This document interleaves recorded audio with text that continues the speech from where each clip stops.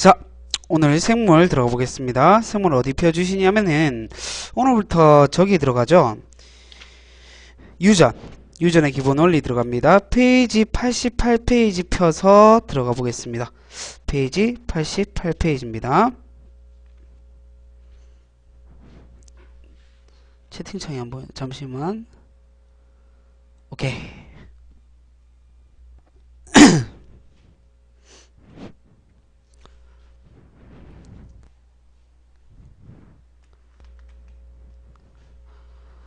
자, 오늘 배울 게 유전이죠. 일단 유전의 용어 뜻부터 알고 갑시다. 유전이 뭐예요? 유전은 어버이의 형질이 자손에게 전달되는 현상을 우리가 유전이라 불러줍니다. 그래서 부모 형질이 자손에게 넘어가는 현상이다, 이렇게 얘기를 해줄 수 있는데, 유전을 공부하기 위해선 제일 먼저 해야 될 게 유전 용어 정리입니다. 만약에 유전 용어가 제대로 안 박혀져 있다면은 그 뒷부분을 알아들을 수가 없기 때문에 제일 먼저 우리도 유전 용어 정리부터 한번 하고 들어가 보겠습니다. 자, 유전 용어입니다.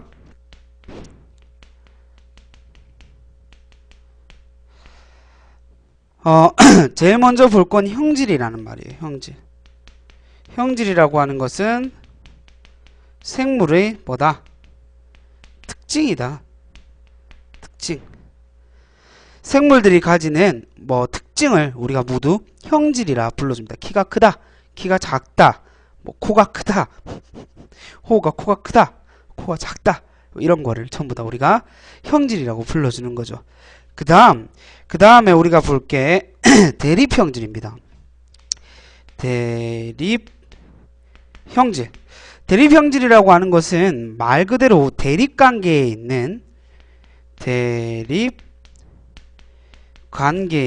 형질을 의미합니다. 아까 전에 선생님이 방금 얘기를 했듯이 코가 큰 형질 그리고 코가 작은 형질, 요 두 관계는 서로 대립관계가 되는 거죠. 오케이. 자, 그 다음에 표현형이라는 말이 있는데, 표현형이라고 하는 것은 겉으로 드러나는 형질을 표현형이라 불러주는 거죠. 예를 들어서 유전자는 코가 큰 유전자도 있고 코가 작은 유전자도 가지고 있지만, 이 겉으로 드러나는 것은 뭐 코가 크다 이렇게 돼버리면은 이 표현형이 이 코가 큰 유전자다. 그 표현형이 코가 큰 게 되는 거죠. 그 다음에 유전자형.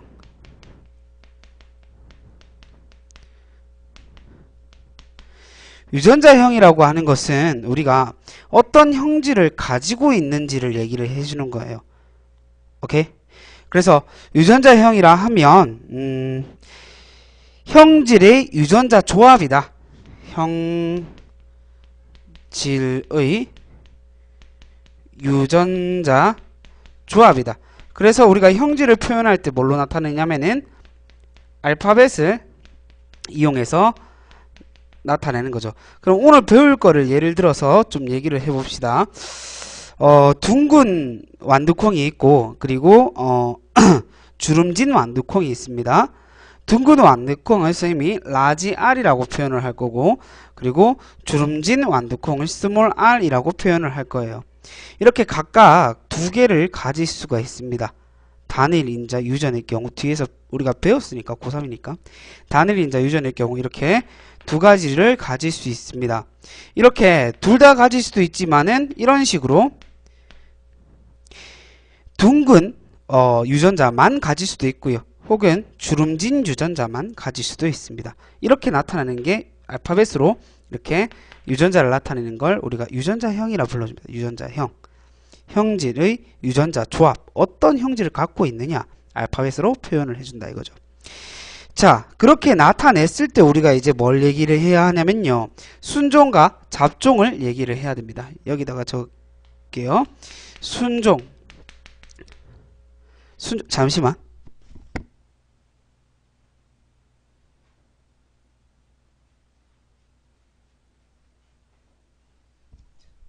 벌레 들어왔는데. 날씨가 좀 더워지니까 벌레가 들어오는데, 벌레 들어오니까 이 고양이들이 미쳐가지고 그 고양이 움직이는 거에 굉장히 반응을 잘해요. 그래가지고 벌레 잡으려고 미친듯이 뛰어다니고 있네. 자, 순종이라고 하는 것은 아까 전에 봤을 때 같은 유전자형을 가지고 있는 거, 대립 유전자가 아니라 서로 같은 유전자형을 가지고 있는 거, 둥근 완두콩, 주름진 완두콩의 유전자형만 가질 경우 우리는 순종이라고 불러줍니다. 오케이? 그 다음에 잡종. 잡종은 둘 다 가지고 있을 경우, 한 쌍씩 가진다 그랬죠? 한 쌍씩 이렇게 둘 다 가지고 있으면 잡종. 우리가 다른 말로 뭐라 불러주냐면요, 이 잡종 같은 경우에 이형 접합, 그리고 순종 같은 경우에 동형 접합, 이렇게 불러주기도 합니다. 자, 그 다음에 우성과 열성입니다. 우성, 열성. 우성과 열성은 얘를 잘 봐야 돼요. 잡종을. 잡종의 경우, 즉 둥근 거 하고 그리고 주름진 걸 가졌어요. 그러면은 얘가 표현형으로 드러 나오는 거 있죠. 표현형으로 드러나는 형질. 잡종일 때 표현형으로 드러나오는 형질을 갖다가 우리가 우성이라고 불러주고요. 거꾸로 잡종일 때 표현형으로 드러나지 않는 형질을 열성이라 불러줍니다. 오케이? 자, 이렇게 유전 용어 정리를 좀 해주시면 되겠고요. 그 다음에는 멘델에 대해서 조금 들어가 볼 건데, 유전의 아버지죠? 멘델. 이 멘델이라고 하는 사람이 뭘 가지고 실험을 했냐면요, 완두를 가지고 실험을 했습니다. 그러면 멘델이 만두를 왜 완두를 하필이면 까만 콩도 있고 여러 가지인데 왜 완두를 선택했는지에 대해서 지우고 얘기를 해드릴게요.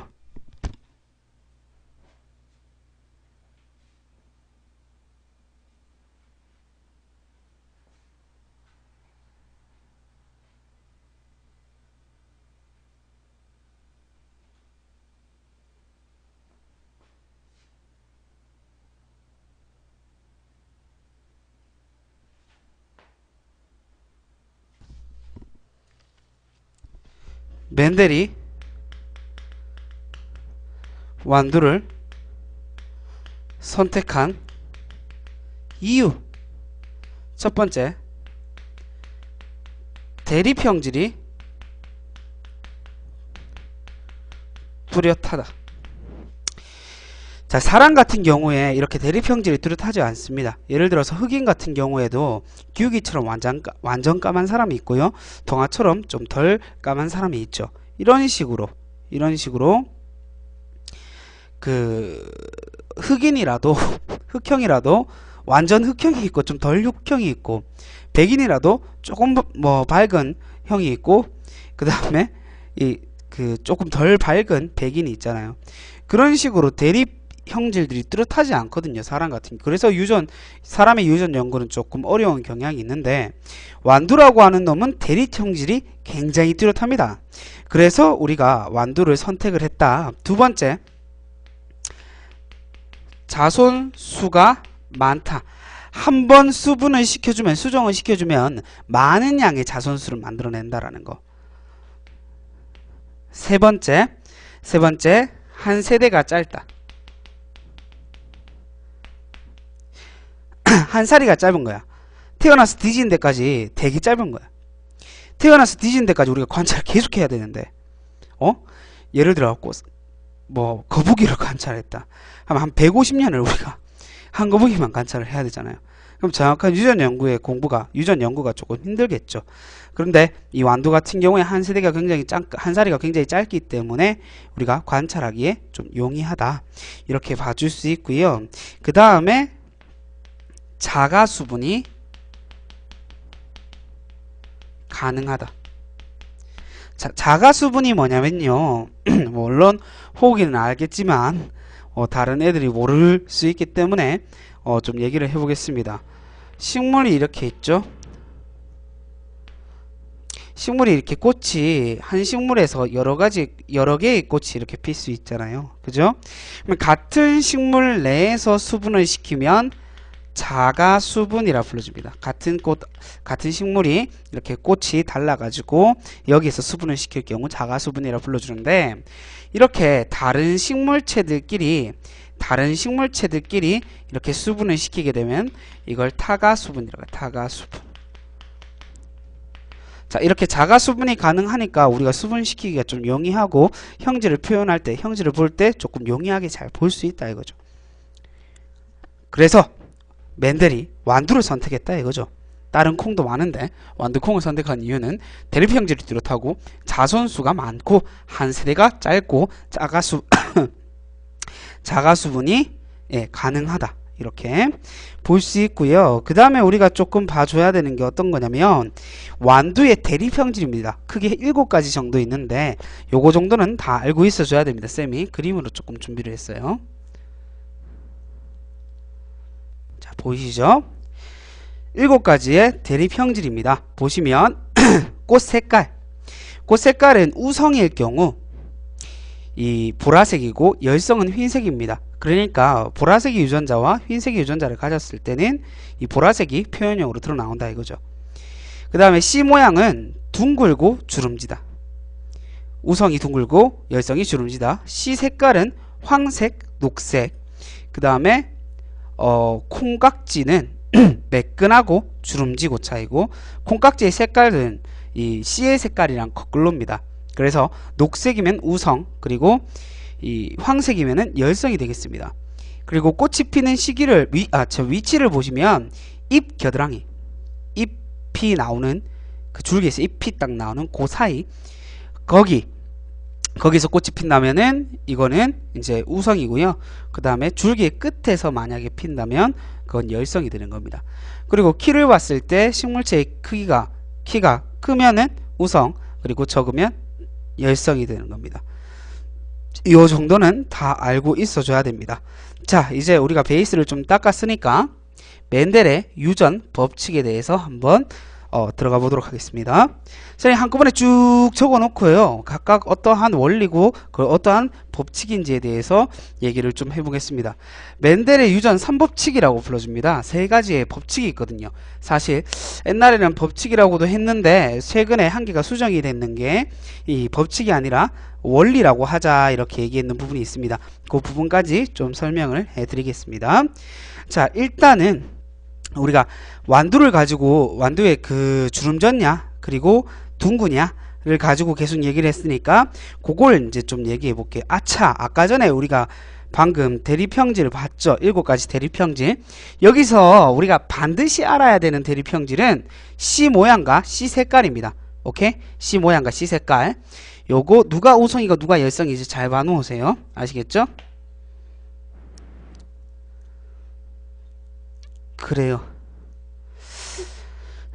계속 보겠습니다. 우리가 자가수분을 계속 시켜가지고 멘델이 뭐를 했냐면은 이 동형접합들을 각각 찾았습니다. 예를 들어서 이 둥근 완두콩과 주름진 완두콩 동형접합 순종들을 계속 찾았는 거죠. 그래서 완전 둥근 유전자만 가지고 있는 놈, 라지 알이 둥근 거예요. 그리고 완전 주름진 놈만 갖고 있는 거, 스몰 알이 주름진 그 완두콩 유전자라고 합시다. 그래서 얘는 매끄럽게 둥글고 얘는 이런 식으로 주름져 있다 이 말이죠, 완두콩이. 그러면 이렇게 얘네들을 교배시키게 되면은 아버지부터 한 개, 엄마부터 한 개, 이렇게 각각 한 개씩의 유전자를 받게 되잖아요. 그러면 얘는 무조건 이형접합, 즉 잡종이 되겠죠. 이렇게 만들어진 잡종을 갖다 우리가 뭐라 불러주냐면은 F1 세대 혹은 잡종 1세대라 불러줍니다. 잡종 1대라고도 불러주고. 자, 이렇게 두 개를 붙었을 시에는, 이렇게 잡종일 경우에는, 이형접합일 경우에는 우리가 항상 어떤 것이, 뭐 항상이라고 얘기하면 조금 문제가 되지만 대부분 어떤 게 표현형으로 드러나온다라고 얘기했어요. 바로 우성이죠. 우성이 오늘 수업 안 들어왔네. 우성이가 있어야 돼. 어쨌든 우성이죠. 그래서 얘를 보면은 완두콩은 대립형질이 가장 좀 뚜렷한 식물체이기 때문에 둥근 완두콩이 만들어지게 됩니다. 둥근 거하고 그리고 주름진 것 중에 둥근 게 우성이기 때문에 선생님이 대문자로 썼죠. 그래서 보시면 이렇게 잡종 1세대에서 반드시 둥근 완두콩이 만들어진다. 이걸 갖다가 우리가 뭐라 불러주냐? F1 세대에서 우성이 표현형으로 드러나오는 거를 우리가 우열의 법칙이었는데 최근에 바뀌어서 원리라 불러줍니다. 우열의 원리, 우성과 열성의 원리. 왜 원리라고 붙였냐면 법칙이라고 하면 절대 바뀌지 않아야 되는 거잖아요. 근데 우리가 뒤에 배우겠지만 중간 유전이라든지 뭐 이런 형태의 유전들을 봤을 때 우열의 원리에 미배가 되는 형태가 어느 게 더 맛있어요? 이게 무슨 말이냐? 뭐 계속 써볼게요. 우열의 원리를 봤을 때 우성이 표현형으로 드러나는 걸 우리가 법칙 얘기요. 법칙 이렇게 하면 무조건 지켜줘야 되는데 이 안 지켜주는 경우 뭐 중간 유전이라든지 이런 경우가 분명히 좀 있기 때문에 우리가 법칙이라고 얘기하기는 좀 문제가 있다. 그래서 우리가 원리라고 이렇게 바꿨다. 첫 번째 우열의 원리였습니다. 그러면 이렇게 교배를 시켜서 만들었는 F1 세대 애들끼리 교배를 시키는 거야. F1 세대끼리를 교배를 시키게 되면은 어떻게 만들어질 수 있는지 한번 볼게요. 얘들 두 개를 교배시켜 버리게 되면은 엄마로부터 한 개, 아빠로부터 한 개 이렇게 받겠죠. 그러면은 얘한테 라지 R을 받고 얘한테 라지 R을 받을 수도 있고 얘한테 라지 R을 받고 얘한테 스몰 R을 받을 수도 있죠. 얘한테는 스몰 R을 받고 얘한테는 또 라지 R을 받을 수 있죠. 얘한테 스몰 R을 받고 얘한테는 스몰 R을 받을 수도 있어요. 이렇게 네 가지의 경우수가 있죠. 그럼 여기에서 봤을 때 이 세 개는 라지 R을 가지고 있기 때문에 이 세 개는 라지 R을 갖고 있기 때문에 어떻게 된다? 둥근 완두콩이 된다. 그래서 표현형의 비를 보게 되면은 3대 1의 비를 가지게 되고 그 다음 유전자형의 비를 보게 되면은 라지 RR이 한 개, 라지 R과 스몰 R이 각각 이렇게 한 개, 두 개죠. 스몰 R들끼리 있는 게 한 개. 그래서 1대 2대 1의 비를 가지게 된다. 이렇게 얘기를 하는 거죠. 그럼 이걸 갖다 우리가 뭐라 불러주냐면 두 번째 법칙인 분리비의 법칙이라 불러줍니다. 분리비의 법칙이라 불러줍니다. 오케이? 자, 첫 번째 우열의 원리, 두 번째 분리비의 법칙입니다. 자, 세 번째 독립의 법칙을 좀 얘기할 건데 이것도 선생님 좀 그리기가 귀찮아가지고 그림으로 좀 준비를 했습니다. 자, 그림을 통해서 같이 봐주시면 자, 얘죠. 왼쪽부터 볼게요. 이거는 한 개의 이 유전자가 유전이 일어나는 게 아니라 두 가지 이상 유전 자들이 같이 유전이 일어날 경우에 어떻게 되냐 이겁니다. 그래서 여기서 봤을 때 둥근 완두콩이 있고요, 주름진 완두콩이 있고 거기 색깔까지 플러스 됐죠. 색깔 같은 경우에 황색이 있고 녹색이 있습니다. 아까 전에 우리가 봤다시피 황색이 우성 그리고 녹색이 열성입니다. 그럼 맨 왼쪽에 어버이 형질 보시면 황색 그리고 둥근 이런 유전자만 가지고 있는 우성의 이 순종 그리고 열성의 순종 녹색에다가 주름진에 얘들을 두 개를 교배를 시키죠. 교배를 시켜보게 되면 각각 어버이로부터 한 개씩의 유전자당 한 개씩의 유전자를 받기 때문에 얘 같은 경우에는 라지 R 한 개, 스몰 R 한 개, 라지 Y 한 개, 스몰 Y 한 개. F1 세대를 보시면 자, 그림에 F1 세대를 보시면은 그래서 각각 이 따로따로 봤을 때 무조건 어떻게 된다? 어떻게 된다? 각각의 한 개씩의 유전자를 다 같이 가질 수 있게 된다 이 말입니다. F1 세대죠. 우성인 애들, 순종인 애들을 교배시켜 가지고 만들어낸 애들 F1 세대, 잡종 제1세대. 자, 이렇게 잡종 1세대끼리 교배를 시켰다라고 얘기를 해볼게요. 잡종 1세대끼리. 오케이? 그러면은 일단 잡종 1세대끼리 교배를 시켰다 하기 전에, 얘기하기 전에 잡종 1세대부터 조금 다시 얘기를 해보면, 잡종 1세대 같은 경우에 우성의 형질만이 나타나게 되겠죠. 우열의 원리에 의해서. 자, 어찌됐든 만들어질 수 있는 생식세포가 경우의 수가 4가지가 나옵니다. 라지 R, 라지 Y, 스몰 R, 스몰 Y, 그리고 스몰 R, 라지 Y, 그리고 스몰 R, 스몰 Y. 이렇게 한 완두콩당 4개의 경우수를 만들어낼 수 있습니다. 그러면은 이제 그 교배라고 하는 것은 2개의 식물체끼리 할 수 있는 거기 때문에 4가지 경우수와 4가지 경우의 수가 곱해져야 되겠죠? 그럼 총 16가지 경우수가 나옵니다. 오른쪽처럼. 오른쪽 표로 정리해놨죠? 사실은 뭐 우리가 봐야 될 건 저 오른쪽에 있는 표만 좀 잘 알고 계셔도 충분합니다. 오른쪽에 있는 표를 계속 보시면은 이래요. 여기에서요 이제 주름진 애를 찾으면은 4개가 있어요. 그 다음에 여기에서 둥근 애를 찾으면 12개가 있어요. 그러면 둥근 거 대 주름진 거의 비가 12대 4가 나오게 되죠. 즉 3대 1의 이 분리비의 법칙을 지킨다라는 거죠. 그죠? 모양을 봤을 때. 그럼 색깔을 한번 볼게요. 색깔을 봤을 때 황색이 당연히 12개고요. 녹색이 4개입니다. 그럼 역시나 12대 4, 3대 1의 분리비의 법칙을 지키죠. 무슨 말이냐면요. 독립의 법칙이라고 하는 것은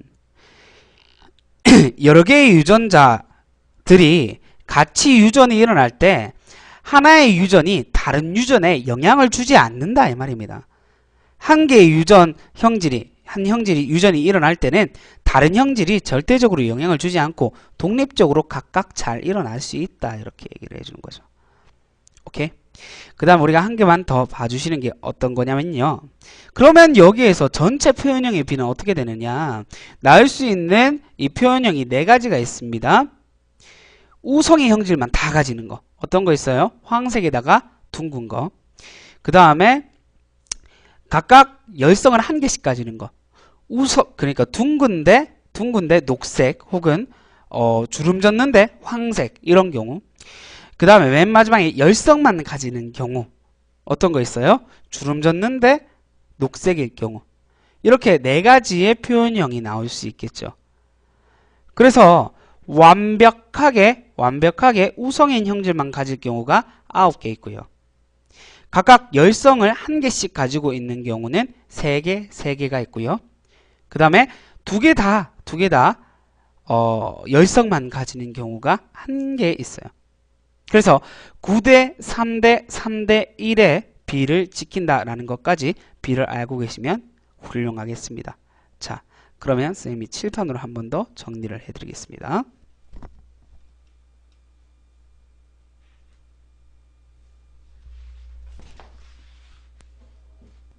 좀 지우고.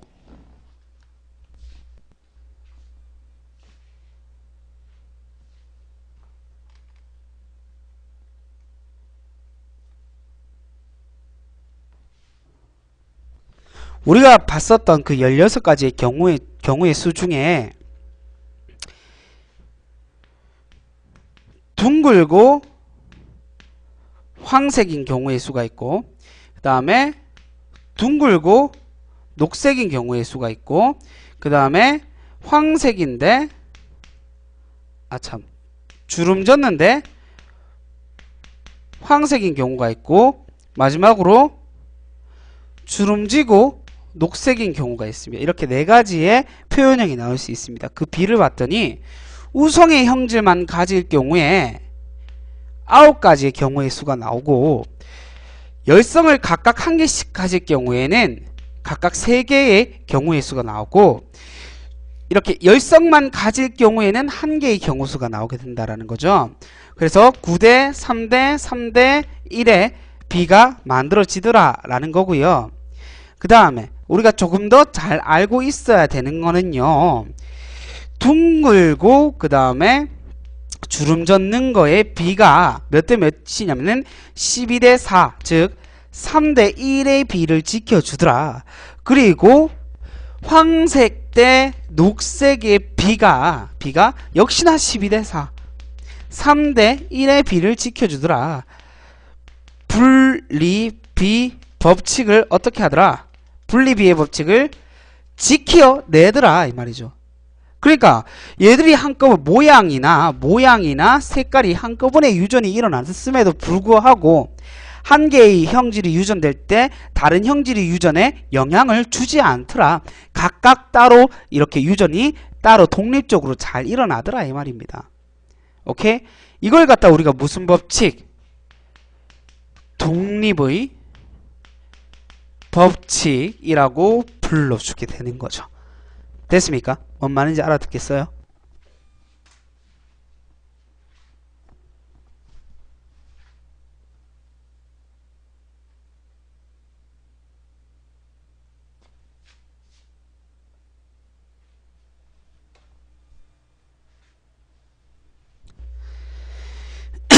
자, 이제 페이지 90페이지 펴주시고요. 검정교배 한번 들어가 보겠습니다.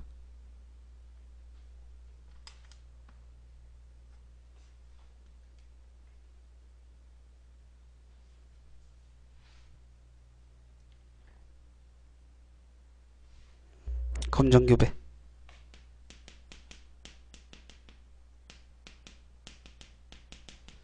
검정교배는요, 뭐를 의미하냐면요, 검사한다는 거예요. 교배를 통해서 검사를 한다 이 말입니다. 개의 유전을 그 교배를 통해서 우리가 검사를 해보자 이런 건데, 검사를 하기 위해선 조건이 있습니다. 반드시 열성인 순종애들로 열성 순종애들로 교배를 시켜 주어야만 한다라는 겁니다. 오케이? 열성 순정인 애들로만 교배를 시켜 주어야 한다는 겁니다. 그럼 만약에 우성의 형질을 가지고 있을 경우에, 사실 이렇잖아요. 우성의 형질을 갖고 있을 경우가 이런 식으로 있을 수 있잖아요. 그러니까 표현형만 봤을 때, 겉으로만 봤을 때 얘가 유전자형으로 열성을 갖고 있는지, 즉 잡종인지, 우성만 가지고 있는지, 즉 우성 순종인지를 알 수가 없잖아요. 그럼 이때 검정교배를 시켜준다라는 거죠. 검사를 해본다 이 말입니다. 자, 잠깐 좀 띄어서 쓸게요. 이렇게 둘 다 둥근 완두콩일 때, 야가 순종일까 잡종일까 이제 보는 거죠. 그러면은 열성 순종인의 완전 주름 젖는 이 유전자만 가지고 있는 애를 갖다가 교배를 시켜보는 거죠. 그럼 무조건 뭐만 나와야 돼요? 아빠로부터 한 개, 엄마로부터 한 개 받으니까 얘는 라지 R만 줄 수 있고 나는 스몰 R만 줄 수 있죠. 그럼 무조건 표현형으로 한 개만 나와야 돼요. 동그란 거. 그죠? 둥근 완두만 나와야 되죠. 근데 얘 같은 경우에는 좀 얘기가 달라지죠. 라지 R 받을 수도 있고 스몰 R을 받을 수 있죠. 얘한테 스몰 R을 받을 수도 있고 스몰 R을 받을 수 있어요. 총 경우의 수를 따져볼게요. 그러면 얘한테 라지 R, 얘한테 스몰 R, 얘한테 라지 R, 얘한테 스몰 R 또 받을 수 있죠. 그 다음에 얘한테 스몰 R, 얘한테 스몰 R, 얘한테 스몰 R, 얘한테 스몰 R. 어때요? B가 어때? 몇 대 몇으로 나와요? 1대 1로 나오죠. 이렇게 각각 50%의 확률로 이렇게 그 표현형이 우성인 표현형과 그리고 열성인 표현형이 나오게 되면은 얘는 뭐다? 잡종이었구나 라는 것을 알 수가 있는 거예요. 선생님, 그러면은 열성인 애들은 검사를 어떻게 합니까? 열성인 애들은 검사를 할 필요가 없죠. 표현형으로 열성이 나오려면 어떻게 해야 돼요? 열성인 유전자만 가지고 있어야 되니까 걔는 검사를 할 필요가 없는 거예요. 검정교배를 시켜줄 필요가 없다 이 말입니다. 자, 검정교배였습니다.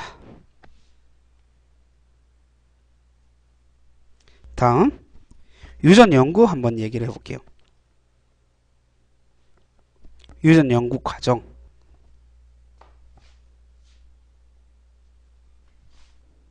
스타트는 당연히 누가 끊었겠어요? 유전 연구의 스타트는 당연히 유전학의 아버지인 누가? 멘델이 스타트를 끊었어요. 멘델이 뭐라고 얘기를 했냐면요. 멘델이 유전인자가 분명히 있을 것이다. 멘델이 유전인자가 있을 것인데 항상 얘들은 쌍을 이루고 있을 것이다. 그래서 이 쌍은 어떻게 만들어지는 거냐면은 엄마로부터 한 개, 아빠로부터 한 개씩을 받아서 유전자 쌍을 만들고 있을 것이다. 이렇게 얘기를 했어요. 그러니까 유전 법칙이 만들어질 수 있는 거다. 이렇게 지가 실험으로 딱 얘기를 해버리는 거. 지라고 하니. 멘델님 죄송합니다. 멘델 씨가 얘기를 했는 거죠. 그 다음에 셔턴이라는 사람이 그거를 물려받아 가지고 뭐를 만들어내냐면요. 셔턴이라고 하는 사람은 그 유전자는 어디 들어있냐? 염색체에 들어있다. 이렇게 얘기했어요. 그 유전자라고 하는 것이 염색체 안에 들어있어서 그 염색체를 각각 엄마로부터 반틈, 아빠로부터 반틈 이렇게 받게 된다. 유전자는 어디 안에 들어있다? 염색체 안에 들어있다. 이렇게 얘기를 했어요. 엄마야, 셔터를 위에 좀 써야 돼. 오케이? 그럼 마지막에 누가? 무건이라고 하는 사람이 무엇을 얘기를 하느냐? 무건이라고 하는 사람은 염색체 아무런 위치에 있는 것이 아니라 유전자라고 하는 것은 이렇게 염색체가 있을 때 각각 한 형질을 표현할 때 그 형질을 나타낼 수 있는 유전자는 지 멋대로 들어갈 수 있는 것이 아니라 한 형질을 표현할 때는 같은 위치에 있을 것이다. 염색체의 위치마다 유전자가 형질을 발현할 수 있는 유전자가 들어갈 것이다. 이렇게 얘기를 합니다. 자, 이렇게 유전 연구가 발달되어 왔다라는 것입니다. 알간? 아시겠나요? 자, 뒤로 넘기겠습니다. 페이지 93페이지입니다.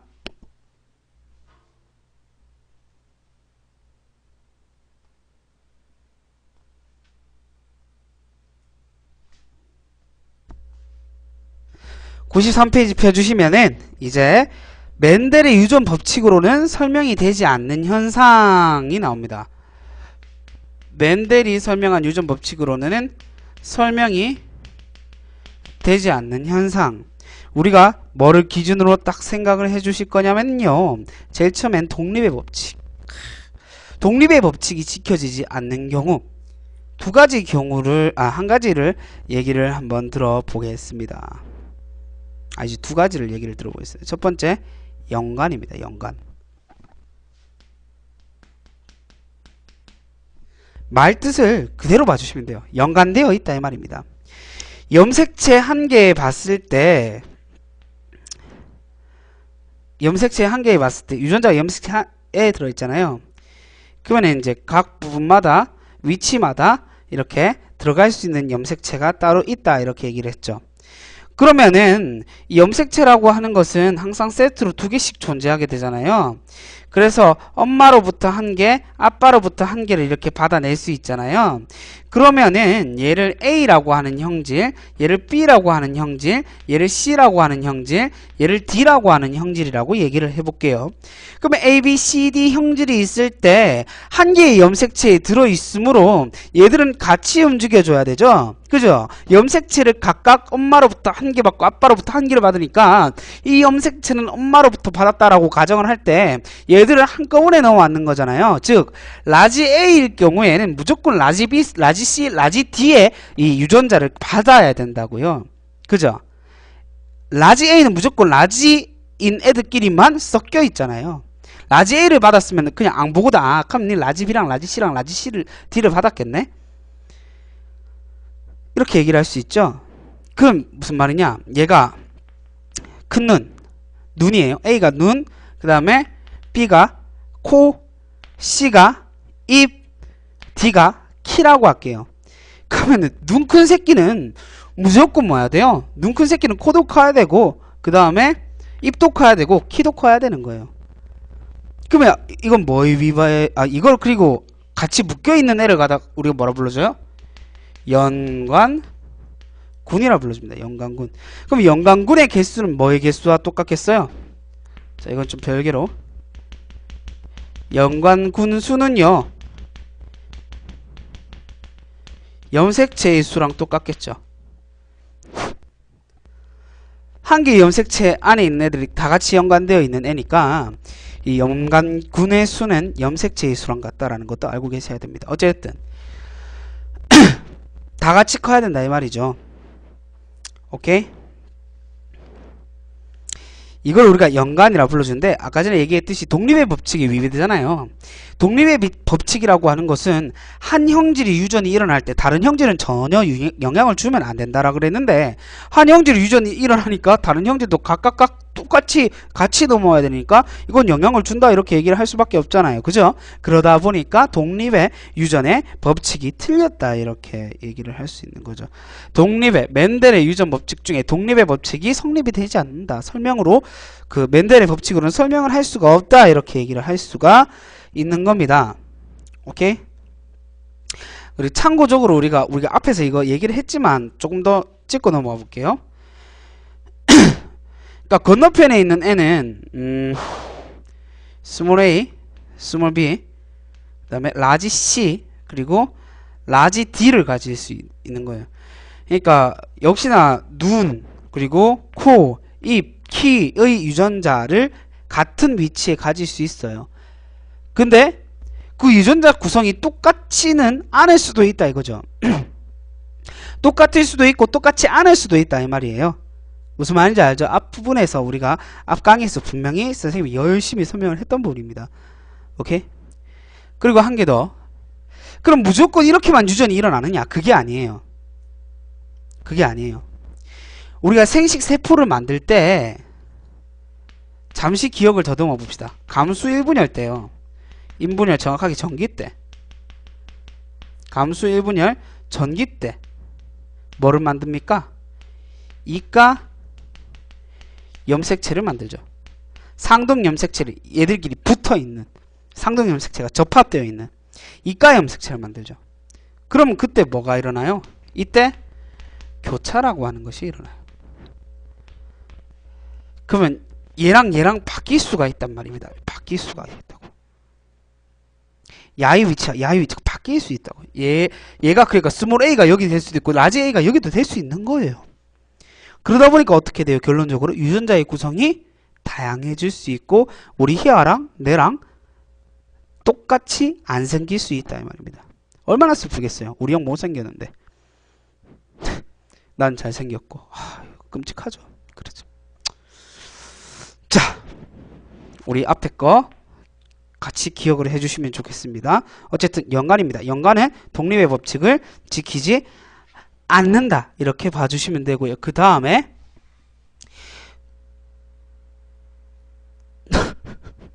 뭐 좀 두드려 맞지 우리한테 두드려 맞으면 돼. 그래 뭐 쌤이 그 저기 희아랑 같이 살면서 길러진 거라고는 인내심과 맷집밖에 없어요. 괜찮아. 좀 두드려 맞으면 돼. 어디 갔노? 오케이. 자, 그 다음에 그래서 우리가 독립유전과 연관유전부터 얘기를 할게요. 참 중간유전 보기 전에 독립유전과 연관유전부터 그림을 보고 조금 얘기를 해보시면은요. 지금 독립유전 같은 경우에는요. 각각 라지 A, 스몰 a, 라지 B, 스몰 b가 따로따로 들어가 있죠. 그러니까 이제 검정교배를 시켰을 때는 각각 1대 1대 1대 1의 B를 가지게 된다라고요. 오케이? 근데 연관유전애 같은 경우에는 우리가 검정교배를 시켜버리니까 그 라지 A랑 라지 B는 무조건 같이 묶여 있는 거야. 여기에서 조건은 그거예요. 조건이 있어요. 앞에 조건이 붙어야 돼. 무슨 조건이 붙어줘야 돼? 교차가 일어나지 않는다. 교차가 안 일어났다라면 라지 A의 경우 무조건 라지 B를 가져야 되는 거죠. 그리고 스몰 A의 경우 무조건 스몰 B를 가져야 되는 거예요. 그러니까 이 표현형을 봤을 때 무조건 1대1밖에 안 만들어지겠죠. 그죠? 그죠? 그렇잖아. 그죠? 가운데, 그러니까 열성을 각각 한 개씩 갖는 경우의 수가 없다고요. 열성만 가지든지 우성만 가지든지 그렇게만 가지는 이 생식세포가 만들어질 수밖에 없다고요. 1대 1만 나올 수 있겠죠. 검정교배를 시켰을 때. 자, 이게 연관유전입니다. 그래서 우리가 문제를 푸실 때요. 각각 유전자가 염색체당 한 개씩 들어가 있으면 그건 독립유전이라고 보시면 되고요. 한 개의 유전자 안에 한 개의 염색체 안에 여러 개의 유전자가 들어가 있으면은 그거는 연관유전이라고 보고 풀면 되고요. 그 검정교배 결과도 반드시 잘 알고 있어 주셔야 됩니다. 검정교배 결과는 독립은 이렇게 1대 1대 1대 1 그리고 연관 같은 경우에는 1대 1 이렇게 결과가 나온다라는 거. 자, 그 다음에 중간유전입니다. 오늘 중간유전까지 볼 거예요. 중간유전 같은 경우에 우리가 분꽃을 가지고 많이 얘기해 준데 다른 예들도 있습니다. 어떤 얘기들이 있냐면요. 그 팔로미노 말의 털 색깔이라든지 금호초의 꽃 색깔이라든지 이렇게 있거든요. 근데 대표적으로 잘 얘기하는 게 저의 분꽃이에요. 분꽃. 분꽃을 예를 들어서 얘기하면 빨간색 분꽃이 있고 그 다음에 흰색 분꽃이 있어요. 근데 얘들은 우열관계가 이렇게 불규칙해요. 불안정해요. 불안전. 그러니까 완벽하게 딱딱 떨어지는 게 아니에요. 그래서 어떻게 되냐면요. 원래 우열관계가 똑바르다면은 만약에 빨간색이 우성이고 흰색이 열성이라면 꽃은 무조건 그런 동형접합일 때 각각 우성 동형접합, 열성 동형접합일 때, 즉 우성 순정과 열성 순정일 때 교배를 시키면 무조건 빨간색밖에 안 나오겠죠. 빨간색이 우성이라면. 근데 얘들은 우열관계가 불완전하다 보니까 빨간색과 흰색이 섞여서 분홍색이 나오는 거예요. 잡종 1대에서. 오케이? 잡종 2대 보면은 잡종 1대 애들끼리 교배를 시켰을 때 잡종 2대를 보면은 지금 보세요. 우성만 가진 경우 1개, 열성만 가진 경우 2개, 1개, 그 다음에 잡종의 경우 2개 이렇게 있죠. 그죠? 여기서 무슨 비는 지켜졌다는 거? 그걸 잘 알아야 돼요. 표현형 B가 3대 1은 아니지만, 표현형 B가 1대 2대 1이지만, 무슨 B는 유전자의 형이 1대 2대 1의 B를 지켰다라는 거죠.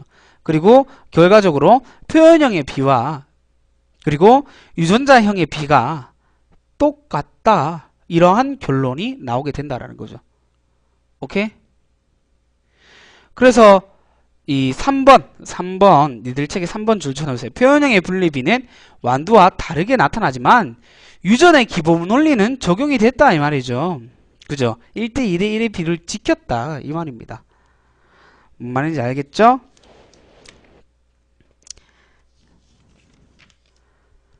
자, 오늘 유전에 대해서 배웠습니다. 그죠? 유전에 대해서 배웠어요. 멘델의 법칙에 대해서 얘기를 했습니다. 유전 용어 정리했고요.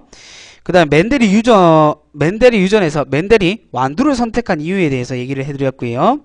그 다음에 멘델의 유전의 법칙 1. 우열의 원리 2. 분리비의 법칙 3. 독립의 법칙 이렇게 봤고 그 다음에 검정교배에 대해서 배웠고요. 그 다음에 멘델의 유전의 법칙으로 설명되지 않는 현상들 연관과 그리고 중간 유전에 대해서 얘기를 했습니다. 그리고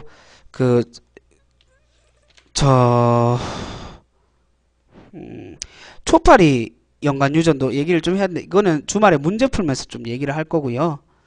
예. 그렇게 봐주시고 우리가 좀 잘 체크해 주실 거는 연간의 그 검정교배 결과 잘 알아놓으세요. 자, 그럼 오늘 강의는 여기까지 하도록 하겠습니다. 자, 오늘도 늦은 밤까지 수업 듣는다고 수고하셨습니다. 자, 오늘 여기까지 할게요.